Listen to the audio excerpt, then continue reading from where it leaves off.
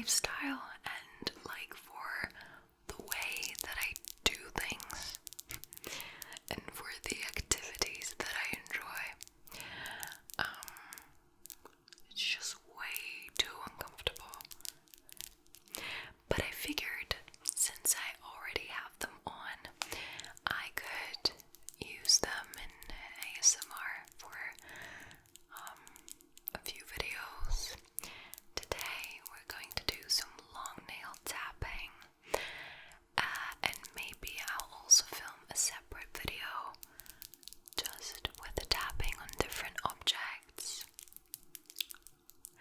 So yeah, I mean, they look kind of cool, but at the same time I'm so scared that I'm going to poke out my eye in my sleep that I don't know what to think. Please do let me know what you have read in the last months since we haven't talked about it for so long. Give me all the updates, okay? I'll be waiting in the comments to reply to every single one of you. Okay, let's move into the books that I read in the last couple months, almost half a year. Okay, let's dive in. The last couple of months were full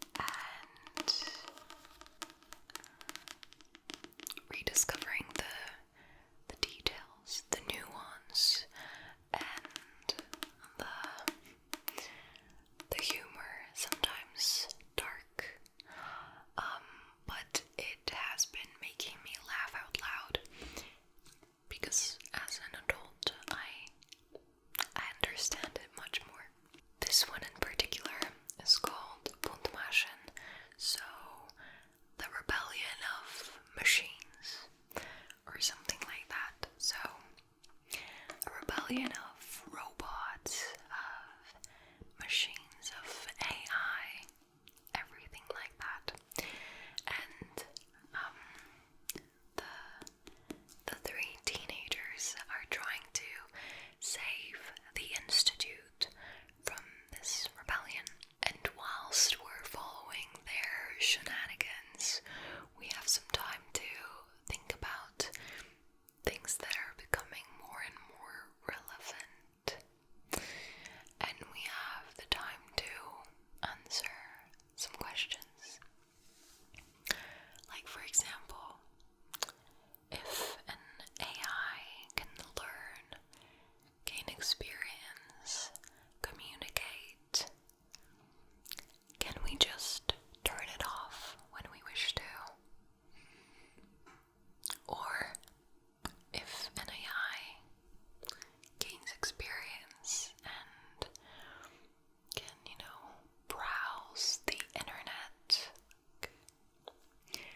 above our understanding, can it form some kind of a dream? Can it want something?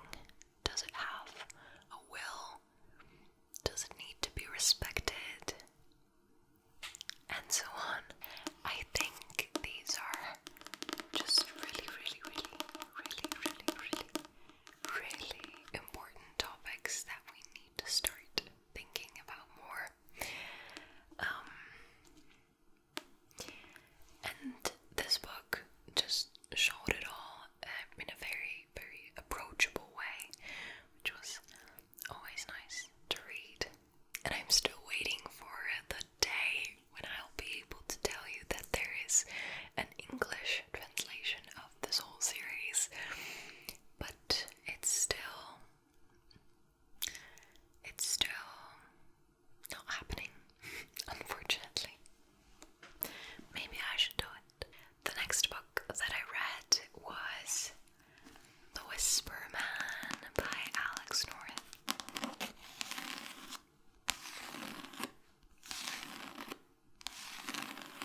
And the only thing that I regret concerning this book is that I got it soaked. This wavy texture of the pages, it's something that it's really hard for me to bear. And I was almost ready to buy a new copy. But then I realized that you really like this book. And this book has some history with you because I found it in a very cool place. And it traveled with me from another city, so on. And I loved it. So I figured it deserves love. And it's staying with me despite everything. So yeah, I already said I loved it so much. It's such a good thriller. It has a strong plot with unconventional solutions,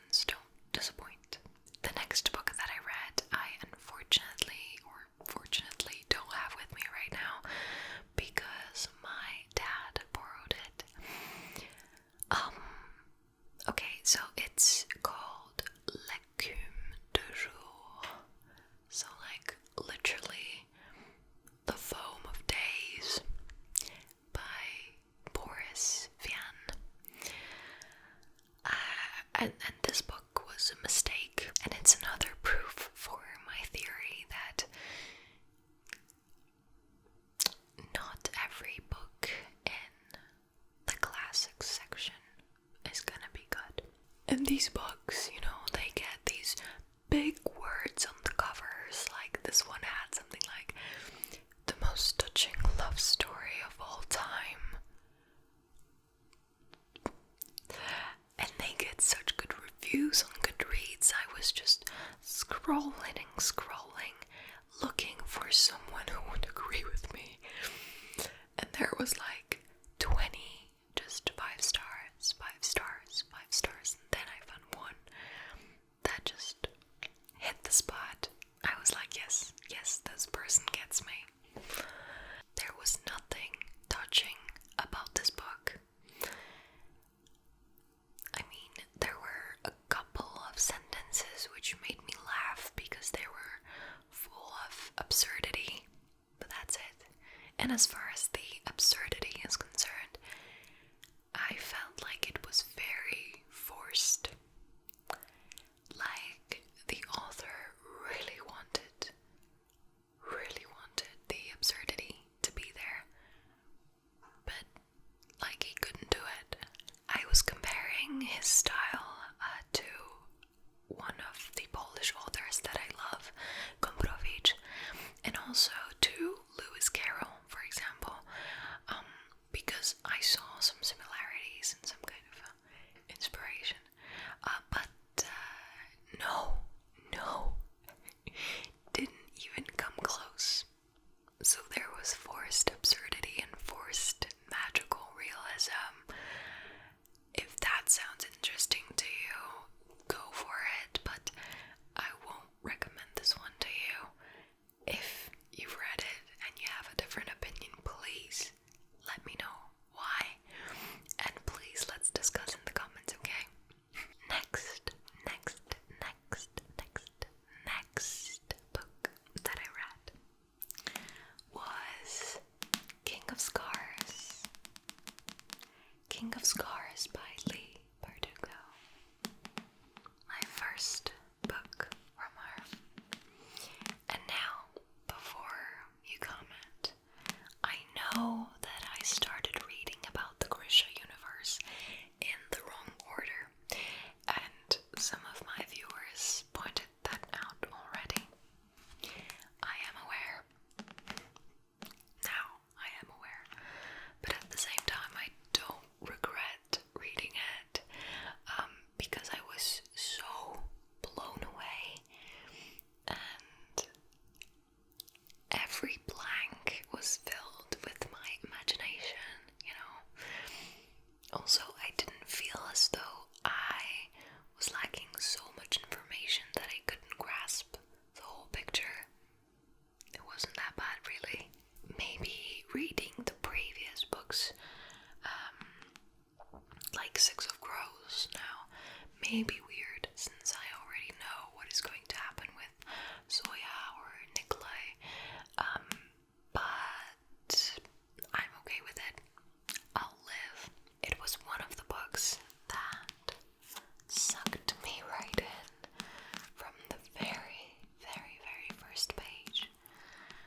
And we all know that this is exactly what we readers crave. And I was lucky enough to be in a setting that allowed me to get sucked in. And, you know, I didn't have to stop myself from turning page after page. Because, you know, responsibilities. I could just read away. I could just read away.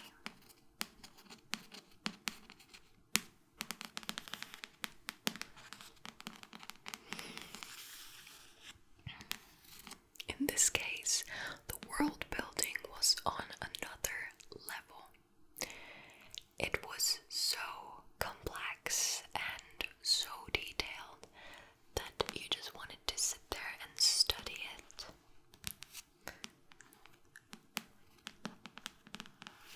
And same goes for the characters. They were all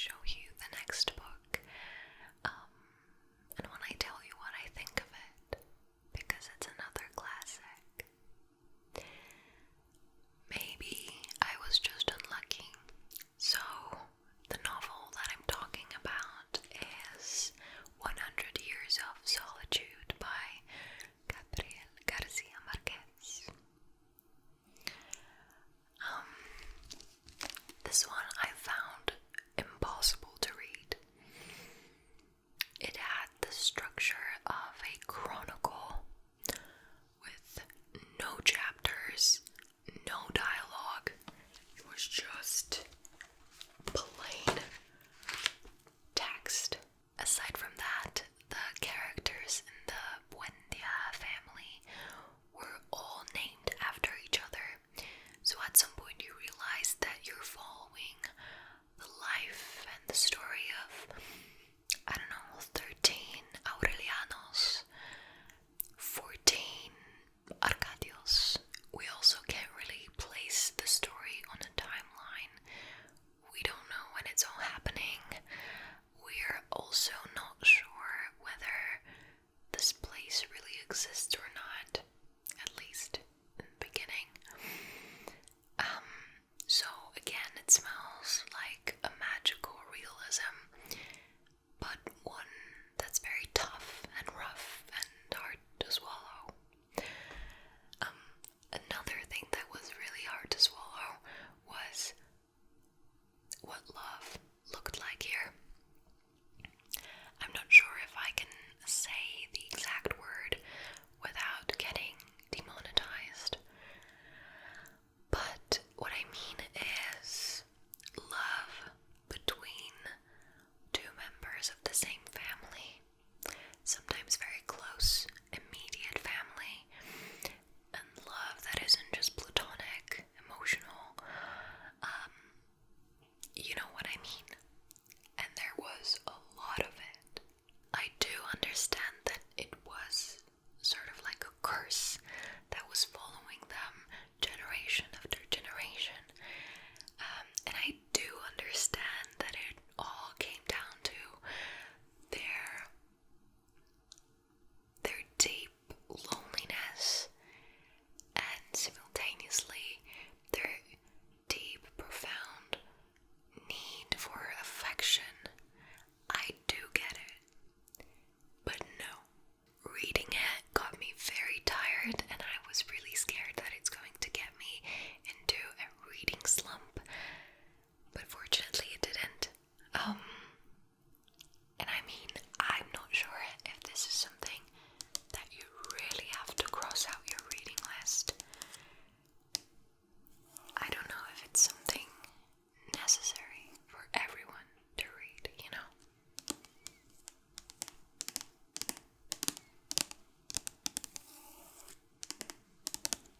The last book that I read was our March pick for our book club.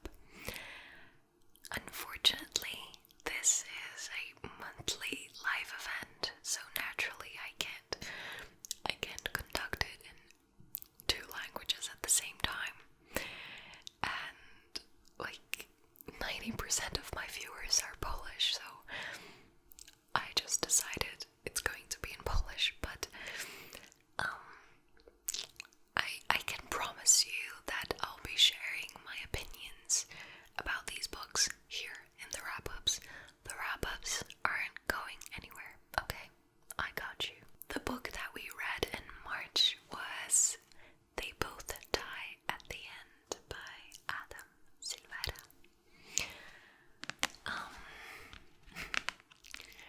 So this one, I really enjoyed it. It was very touching, and it was just a well-written book. It was sad, of course, but it was also very pure and wholesome at the same time. I did really enjoy the slower pace in this book, since their last day was stretched into a whole book, which made me less anxious and less stressed, so I could just sit there and enjoy reading about them, enjoying different activities, which was honestly so nice. And them, I mean Mateo and Rufus, are 2 main characters, which were so well written. I always use this comparison, but I think it's the core of a well-written character, is that they could easily live next